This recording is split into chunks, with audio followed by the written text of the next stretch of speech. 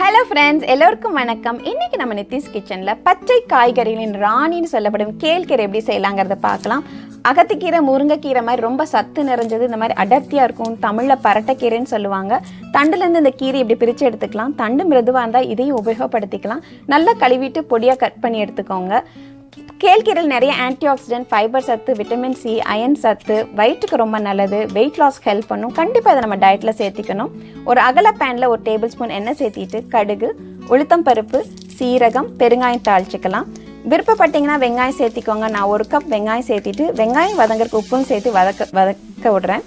இது வதங்குற நேரத்தில் மிக்சி ஜாரில் ஒரு 2 டேபிள் ஸ்பூன் தேங்காய் சேர்த்திட்டு சீரகம் கொஞ்சம், காரத்துக்கு ஏற்ற மாதிரி வர மிளகாயும் சேர்த்து நல்லா கொரகொரப்பாக இந்த மாதிரி ஒரு பவுடர் அரைச்சி எடுத்துக்கலாம். வெங்காயம் வதங்கினதும் கீரை சேர்த்திக்கலாம். கீரைக்கு 1 கல் உப்பு கம்மியாகவே சேர்த்திக்கோங்க. இதோட கொஞ்சம் மஞ்சள் பொடி, ஒரு 1/4 கப்பு தண்ணி தெளிச்சிக்கலாம். கீரை வதங்குற அளவுக்கு தண்ணி இருந்தால் போதுமானது. இதெல்லாம் கலந்து விட்டுட்டு மூடி வச்சு ஒரு 5 நிமிஷம் வேக வைக்கலாம்.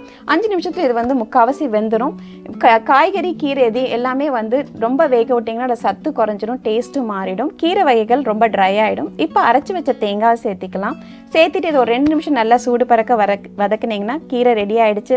இது நம்ம குழம்பு வகைகளோட சைட் டிஷ் ரொம்ப நல்லாயிருக்கும். இல்லை சாதத்தில் பெரட்டி சாப்பிட்றதுக்கும் அருமையாக இருக்கும். கண்டிப்பாக ட்ரை பண்ணி பாருங்கள். ஒரு ரொம்ப சத்தான டிஷ் இது.